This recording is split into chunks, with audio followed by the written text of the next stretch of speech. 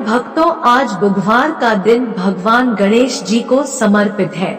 आज के दिन गजानन महाराज की पूजा अर्चना व गजानन महाराज के मंत्रों का जाप या श्रवण विशेष लाभदायक होता है, क्योंकि भगवान गणेश जी बुद्धि, समृद्धि और धन, यश, वैभव को प्रदान करने वाले देवता है। साथ ही भगवान गणेश जी को विघ्नहर्ता भी कहा गया है। प्रिय भक्तों, आपका बड़े से बड़ा दुख भी गजानन महाराज पल भर में दूर कर देते हैं। तो अगर आप धन की कमी से परेशान हैं, बढ़ते कर्ज से परेशान हैं, बीमारी से परेशान हैं, शादी विवाह में आ रही अड़चनों से परेशान है, धंधा व्यापार ना चलने से परेशान है, तो प्यारे भक्तों, आज से ही भगवान गणेश जी के इस चमत्कारी दिव्य मंत्र का प्रतिदिन 108 बार जाप या श्रवण प्रारंभ कर देना। सभी समस्याएं पलक झपकते ही दूर हो जाएंगी। प्रिय भक्तों, गणेश जी का यह मंत्र इतना शक्तिशाली है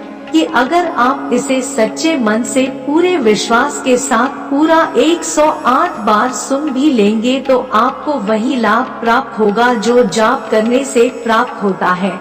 यानी इस मंत्र के श्रवण मात्र से ही आपके सभी कष्ट छूमंतर हो जाएंगे। प्यारे भक्तों, आइए गजानन महाराज के इस दिव्य मंत्र को सच्चे मन से कम 108 बार सुन लेते हैं। लेकिन उससे पहले सभी भक्तों से एक छोटा सा निवेदन है कि अगर वीडियो पसंद आए तो वीडियो को दिल से एक लाइक अवश्य करें और आगे भी इसी तरह के वीडियो देखने के लिए हमारे चैनल मंत्र ज्ञान को सब्सक्राइब करके कमेंट में ओम गणेशाय नमः लिखना बिल्कुल ना भूले। तो प्रिय भक्तों, मंत्र है एकदन्ताय विद्महे वक्रतुण्डाय धीमहि तन्नो दन्ती प्रचोदयात्। ॐ एकदन्ताय विद्महे वक्रतुण्डाय धीमहि तन्नो दन्ती प्रचोदयात्। ॐ एकदन्ताय विद्महे वक्रतुण्डाय धीमहि तन्नो दन्ती प्रचोदयात्। ॐ एकदन्ताय विद्महे वक्रतुण्डाय धीमहि तन्नो दन्ती प्रचोदयात्। ॐ एकदन्ताय विद्महे वक्रतुण्डाय धीमहि तन्नो दन्ती प्रचोदयात्। ॐ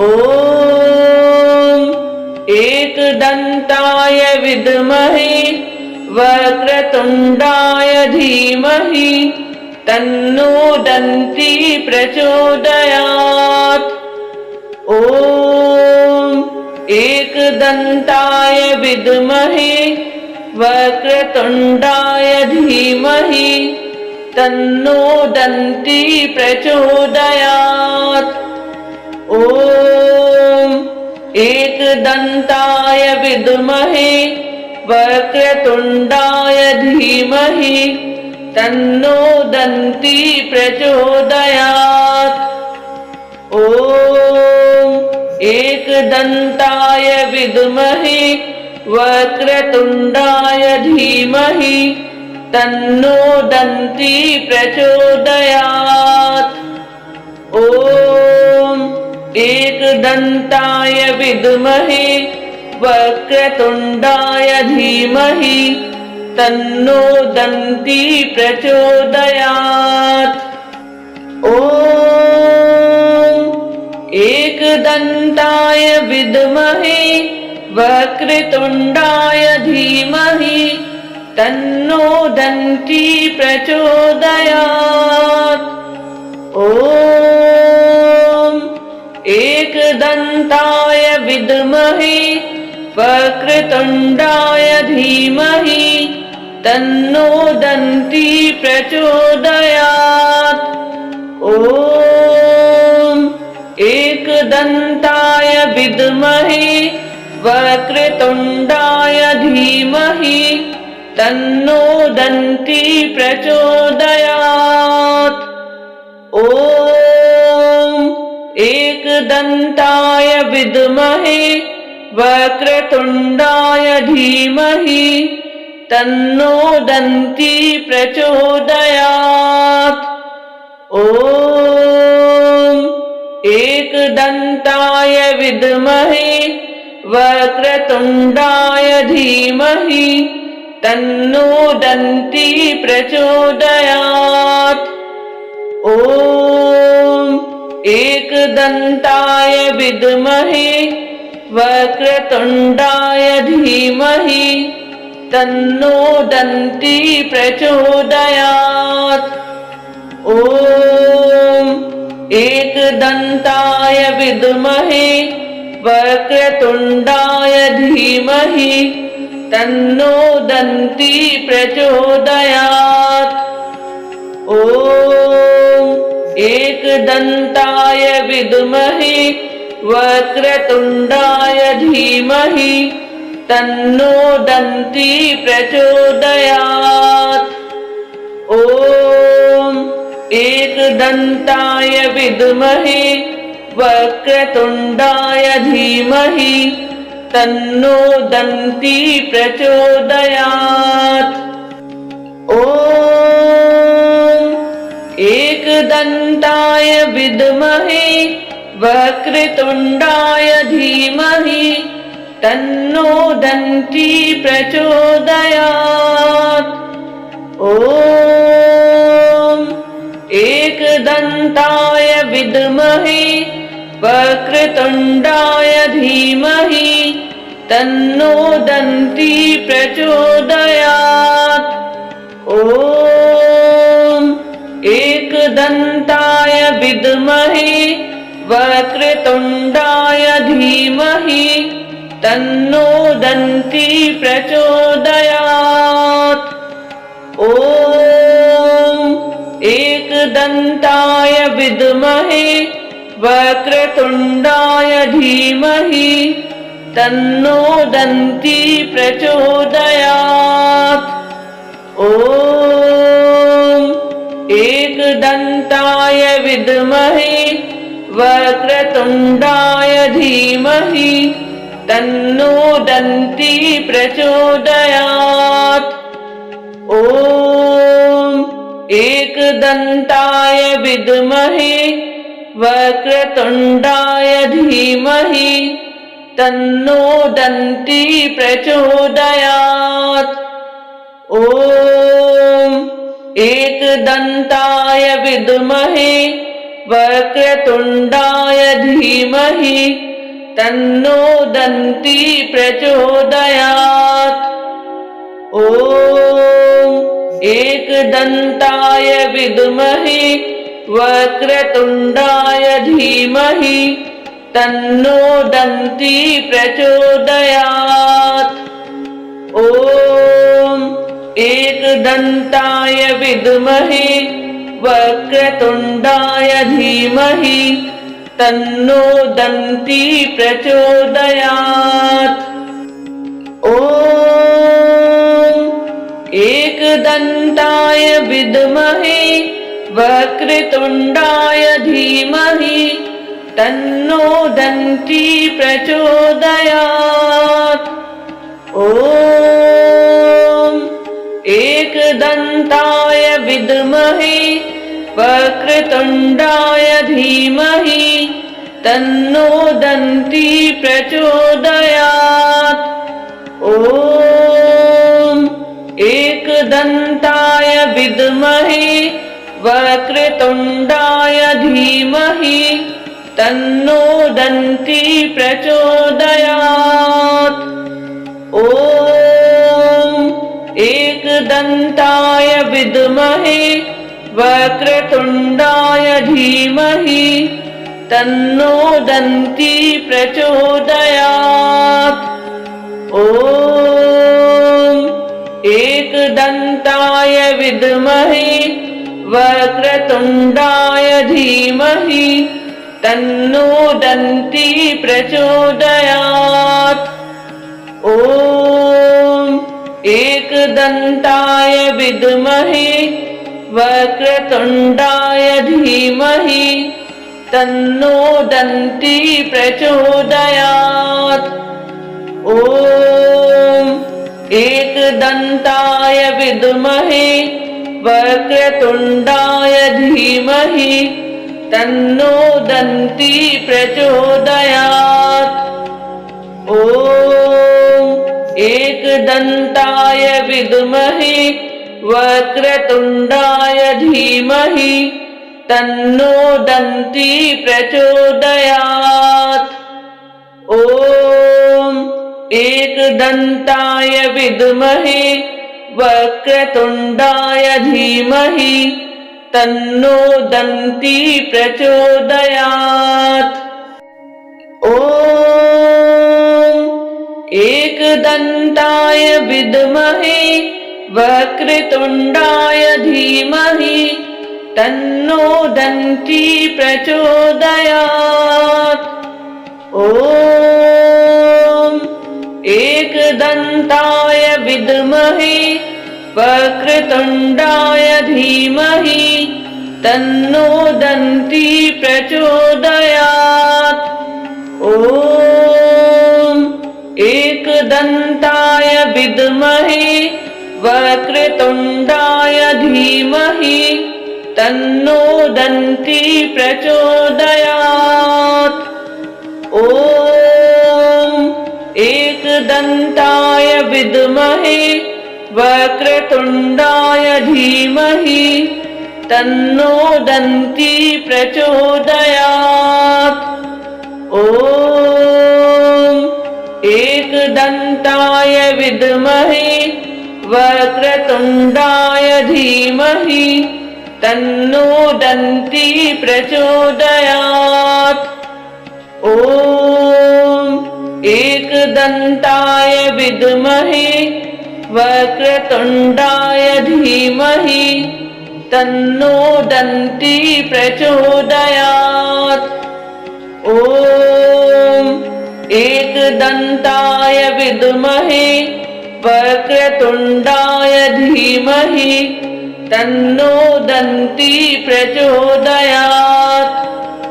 ॐ एकदन्ताय विद्महे वक्रतुण्डाय धीमहि तन्नो दन्ती प्रचोदयात्। ॐ एकदन्ताय विद्महे वक्रतुण्डाय धीमहि तन्नो दन्ती प्रचोदयात्। ॐ एकदन्ताय विद्महे वक्रतुण्डाय धीमहि तन्नो दन्ती प्रचोदयात्। ॐ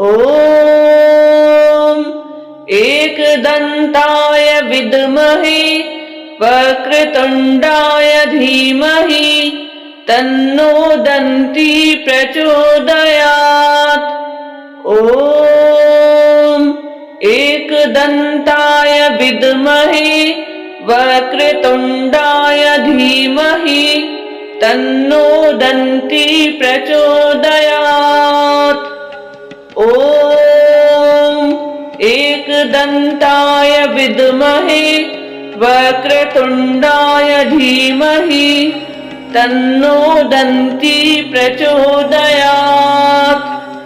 ॐ एकदन्ताय विद्महे वक्रतुण्डाय धीमहि तन्नो दन्ती प्रचोदयात्। ॐ एकदन्ताय विद्महे वक्रतुण्डाय धीमहि तन्नो दन्ती प्रचोदयात्। ॐ एकदन्ताय विद्महे वक्रतुण्डाय धीमहि तन्नो दन्ती प्रचोदयात्। ॐ एकदन्ताय विद्महे वक्रतुण्डाय धीमहि तन्नो दन्ती प्रचोदयात्।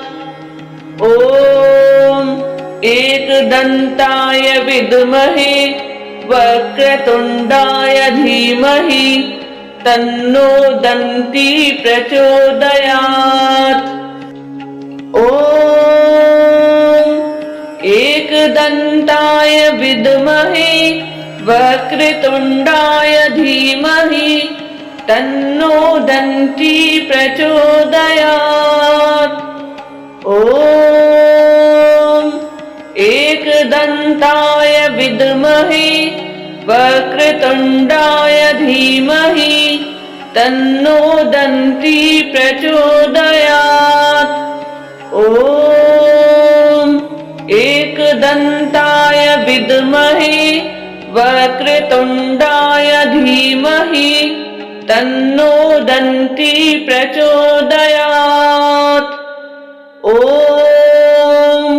एकदन्ताय विद्महे वक्रतुण्डाय धीमहि तन्नो दन्ती प्रचोदयात्। ॐ एकदन्ताय विद्महे वक्रतुण्डाय धीमहि तन्नो दन्ती प्रचोदयात्। ॐ एकदन्ताय विद्महे वक्रतुण्डाय धीमहि तन्नो दन्ती प्रचोदयात्। ॐ एकदन्ताय विद्महे वक्रतुण्डाय धीमहि तन्नो दन्ती प्रचोदयात्। ॐ एकदन्ताय विद्महे वक्रतुण्डाय धीमहि तन्नो दन्ती प्रचोदयात्। ॐ एकदन्ताय विद्महे वक्रतुण्डाय धीमहि तन्नो दन्ती प्रचोदयात्। ॐ एकदन्ताय विद्महे वक्रतुण्डाय धीमहि तन्नो दन्ती प्रचोदयात्। ॐ एकदन्ताय विद्महे वक्रतुण्डाय धीमहि तन्नो दन्ती प्रचोदयात्। ॐ एकदन्ताय विद्महे वक्रतुण्डाय धीमहि तन्नो दन्ती प्रचोदयात्। ॐ एकदन्ताय विद्महे वक्रतुण्डाय धीमहि तन्नो दन्ती प्रचोदयात्। ॐ एकदन्ताय विद्महे वक्रतुण्डाय धीमहि तन्नो दन्ती प्रचोदयात्। ॐ एकदन्ताय विद्महे वक्रतुण्डाय धीमहि तन्नो दन्ती प्रचोदयात्। ॐ एकदन्ताय विद्महे वक्रतुण्डाय धीमहि तन्नो दन्ती प्रचोदयात्। ॐ एकदन्ताय विद्महे वक्रतुण्डाय धीमहि तन्नो दन्ती प्रचोदयात्। ॐ एकदन्ताय विद्महे वक्रतुण्डाय धीमहि तन्नो दन्ती प्रचोदयात्। ॐ एकदन्ताय विद्महे वक्रतुण्डाय धीमहि तन्नो दन्ती प्रचोदयात्। ॐ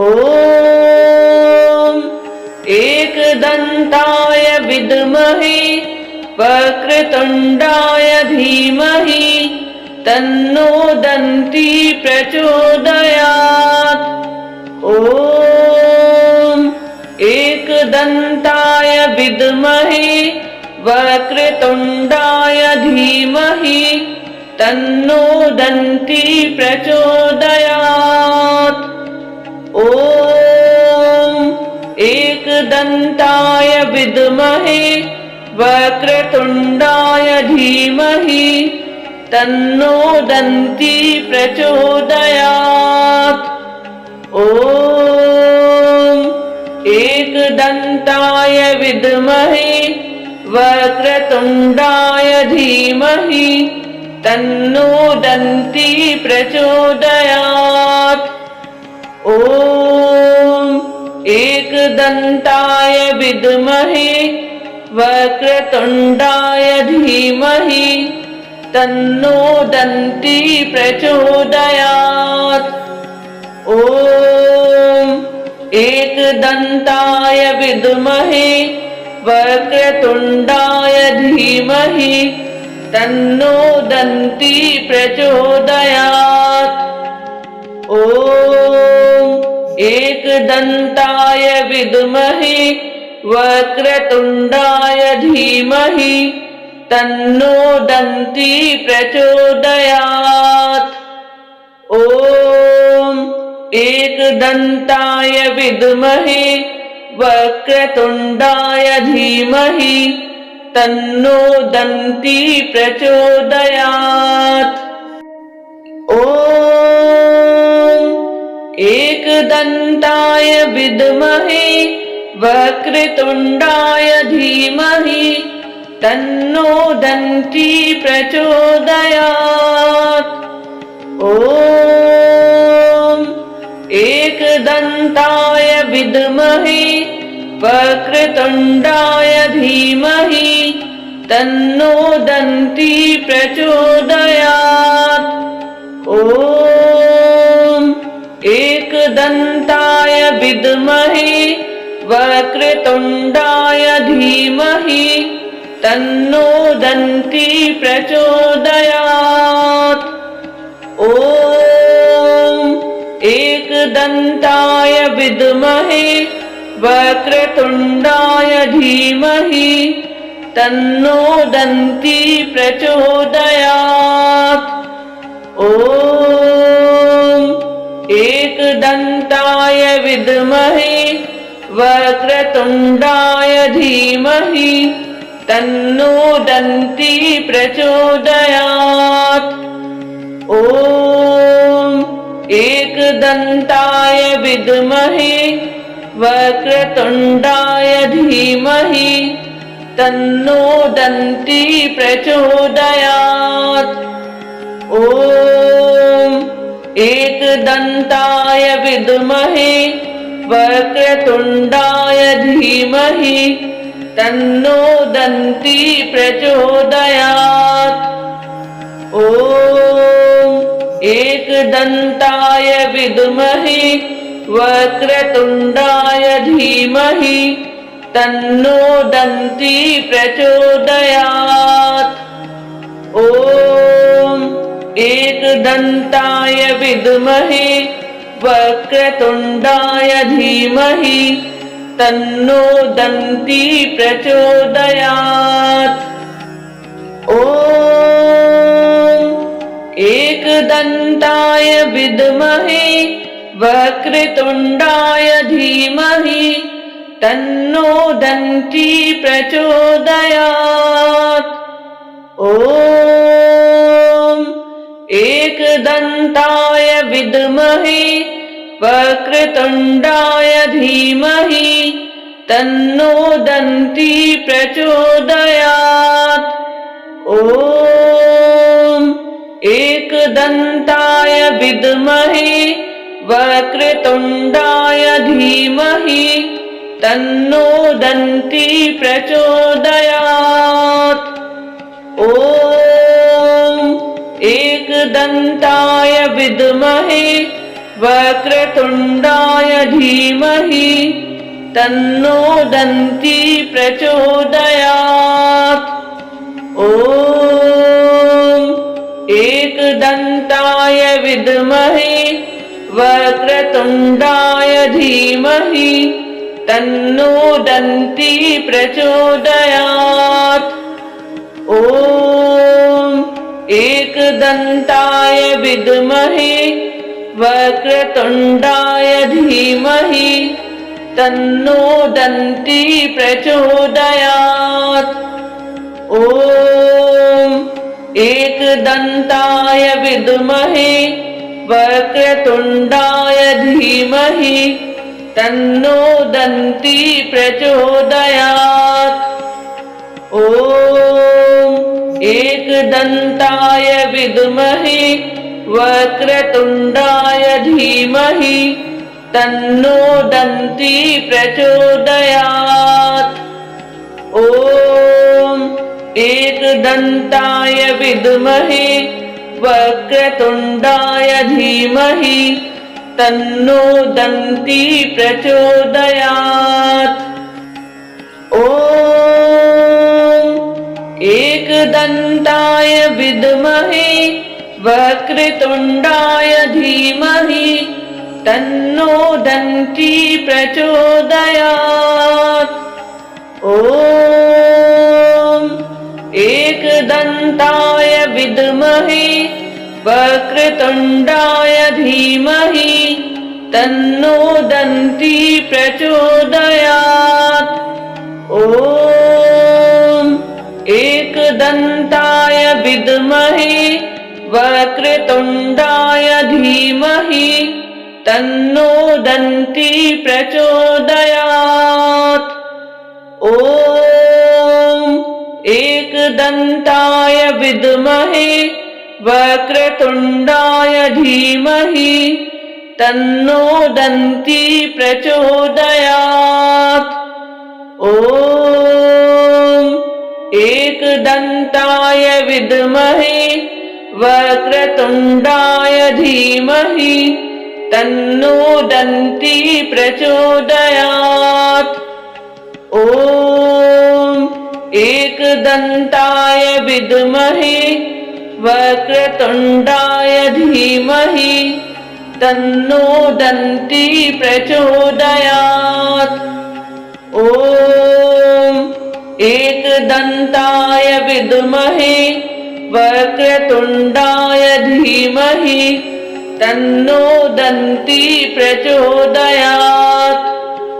ॐ एकदन्ताय विद्महे वक्रतुण्डाय धीमहि तन्नो दन्ती प्रचोदयात्।